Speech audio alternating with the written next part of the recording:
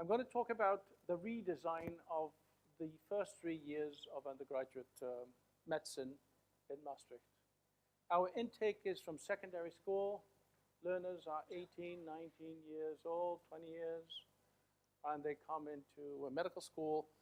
We have a national exam in secondary school, and generally speaking, our learners, the system of education in the Netherlands is quite homogeneous. Stricter systems of accreditation, inspection, and national exams, highly selective. People who enter kind of the A levels, they come into medicine and they do just fine, generally speaking. We wanted to change because we wanted to prepare our learners better for the demands of future healthcare. And we've explored a whole bunch of policy reports that we wanted our students to prepare for, and we therefore inferred a whole bunch of, and I'll come back to that, a bunch of skills that we need to develop with our learners. This is the Redesign Team. You won't know the names, but I wanted this slide because it tells you a little bit. This committee consists of clinicians, basic scientists, and educationalists. But of the clinicians and the basic scientists, the chair of the committee has a PhD in education.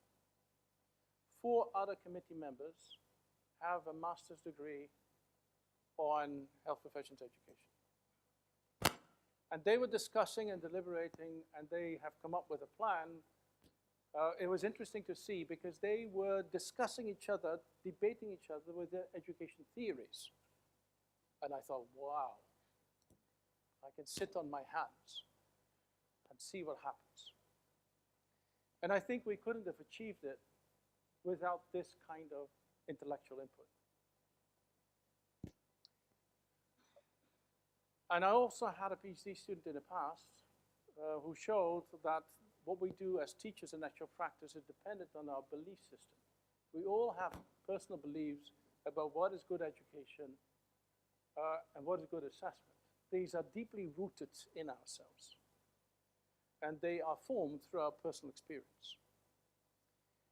And she demonstrated that if you are exposed to a more student-centered education for a longer period of time, your belief system is different from teachers in a more traditional approach to education.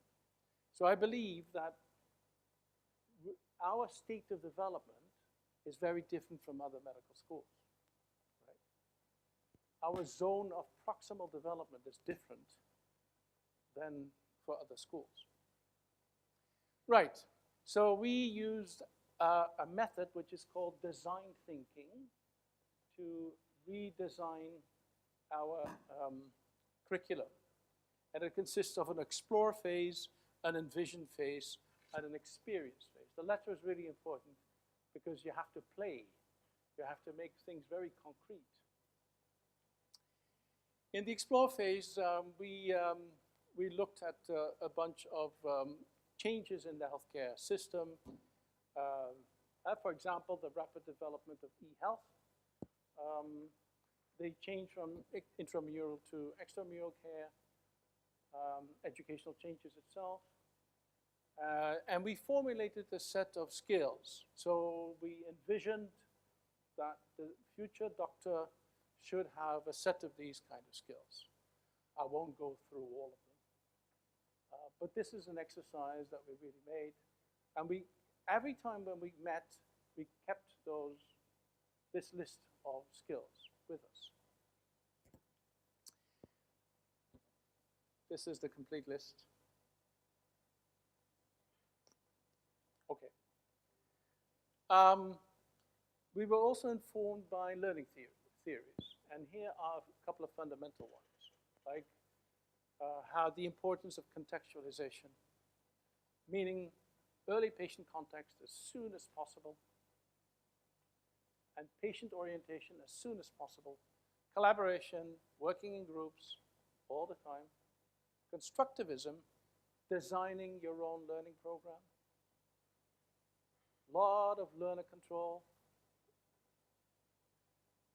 self-directedness, self-assessment theories, metacognitive theories, self-determination theories, which are about intrinsic motivation and how to promote intrinsic motivation with the learner. Extrinsic motivation is often promoted by our grade system of summative exams. And that's how we set out. And we also did a lot of visits to all kinds of other schools that did similar kind of things. And recurring themes that came up are these: flexibility, adaptivity, agency, and so on. Lifelong learning skills, still very important for self-directedness. And we worked out a form of personalized learning. And in personalized learning, the learners become the authors of the curriculum. They define what they need to study, how it addresses their needs, and their personal interests, their abilities. And we've developed a set of prototypes. For example, we've been developing spaces for learners. We call learning plazas. And we actually created them with Lego and with all, we made some of those examples. The curriculum will be, have two components, which is a core curriculum, which is similar to all the students, and a personal program. And the personal program will be highly personal because it will depend on your preferences. You may spend some time in all kinds of student clinics. You may do activities in the hospital. You may check or help with vaccinations. Or you may do any other kind of personal task that you would like that is health related. And that's up to you. We think that about 1 day a week is spent on your personal program. We also have a curriculum structured in authentic professional tasks. So a particular unit is defined that they should be able to master a particular authentic professional task at the end of the unit. For example, Unit 1, the authentic professional task is to be able to deal with an unconscious patient in the street, still breathing, right? That's the structure of the unit. And that's all they get. They will get a couple of additional learning objectives, but this task is what they have to be able to do. And they're going to be divided into groups, and they all will have a learning coach. Their learning coach will help them to tackle the preparation for the authentic professional task. What we will have, we'll have a split. We have an intake of 340 students per year. That's a large class. We'll divide them up in 4 learning communities. Each learning community will have its own physical space, the learning plaza. In the learning plaza, they will have study facilities, discussion facilities, concentration facilities,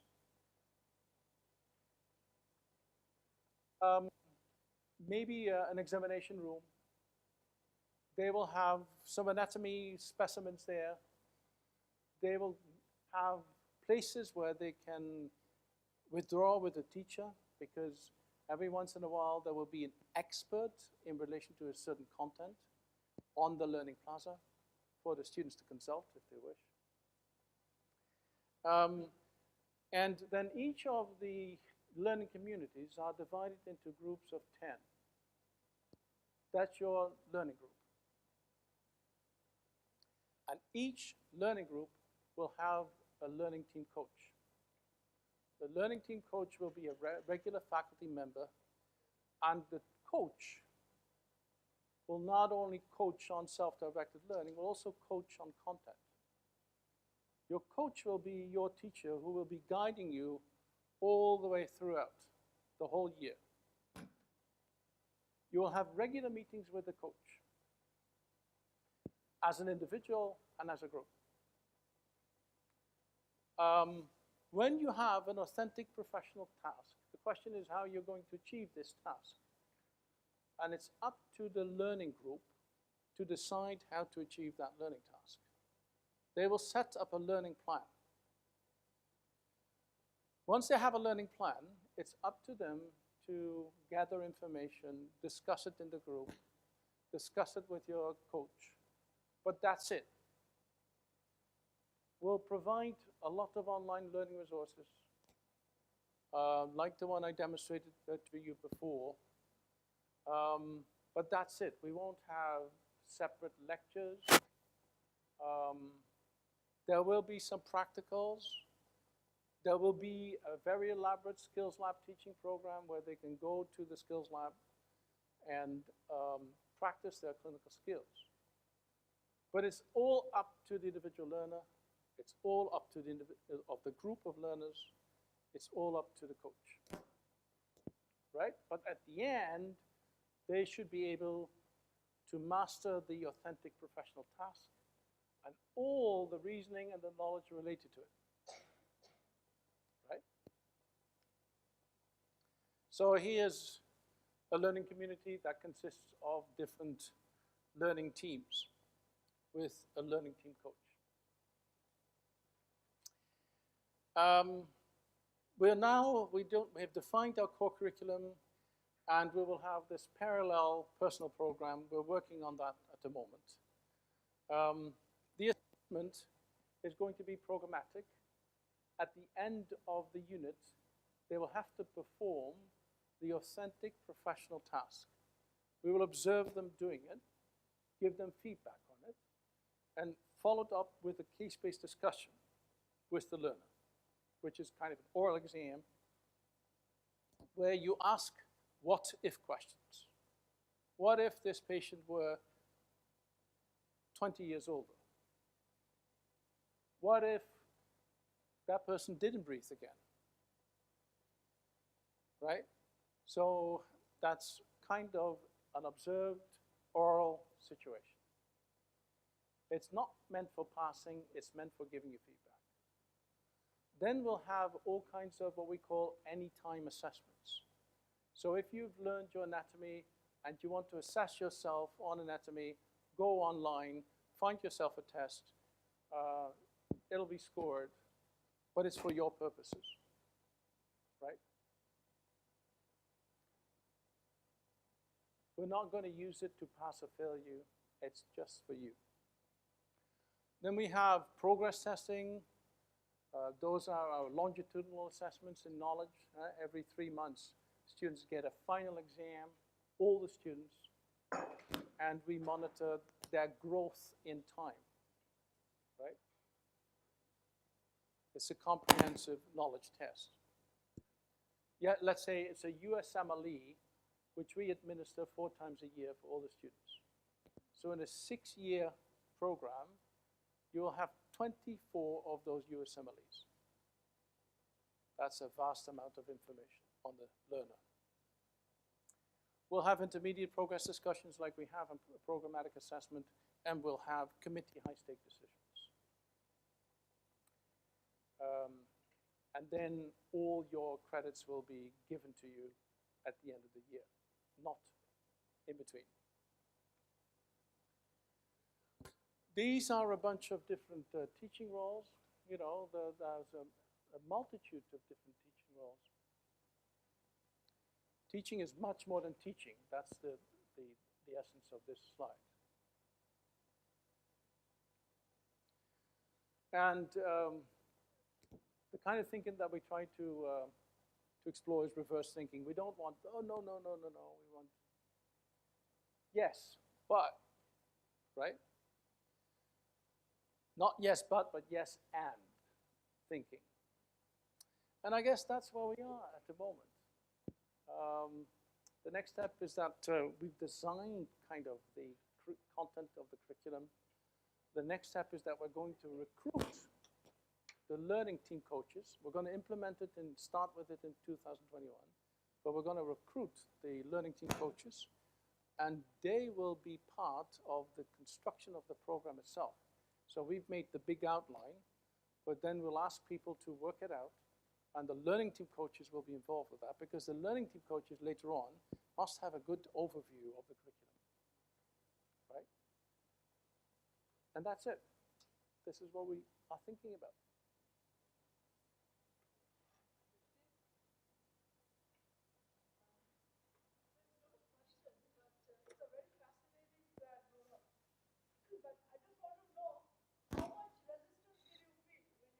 How much?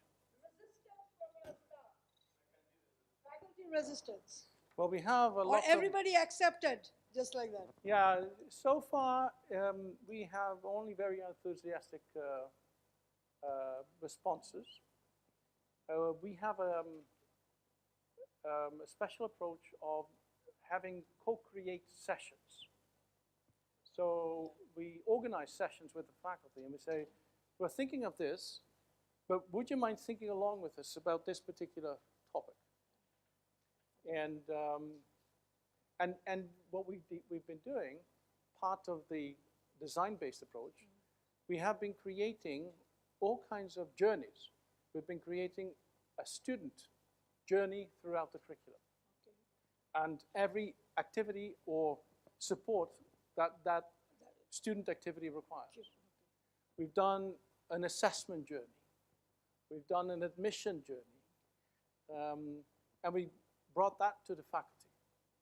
Nevertheless, I don't know when the S hits the fan. That's okay. Well, That's okay, but still, it was a good journey for you. We'll see.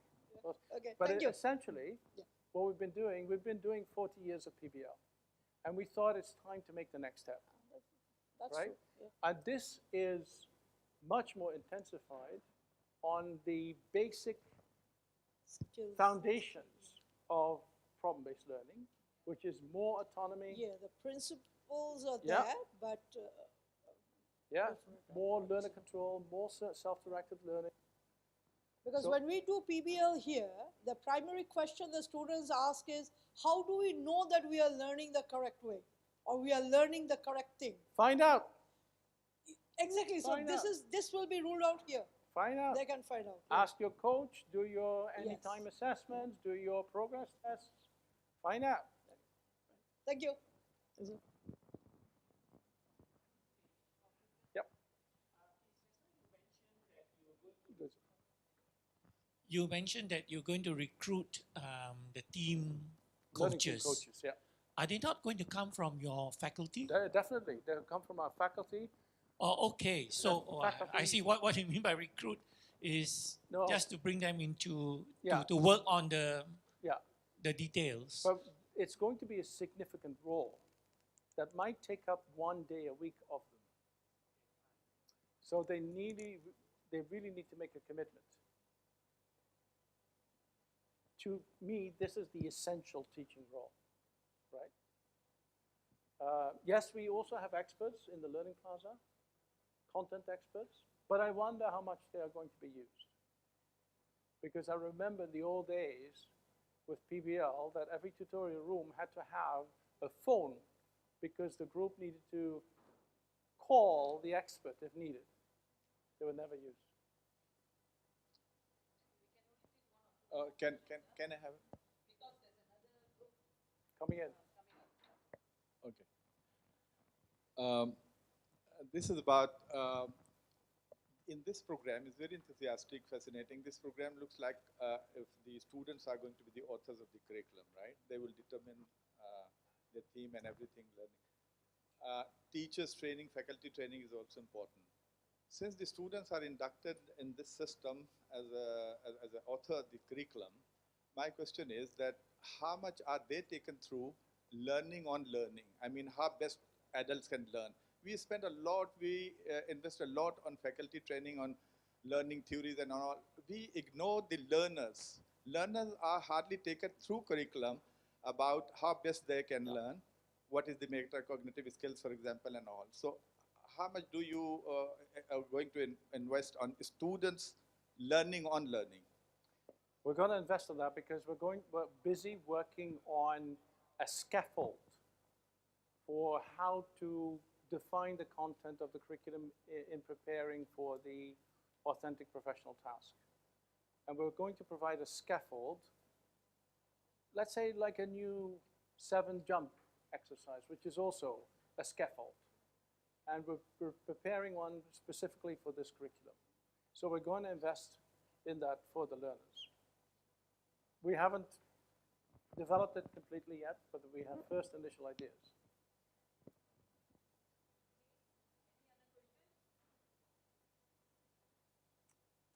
Okay, thank you very much. Thank you very much. Thanks, Kate. You're welcome.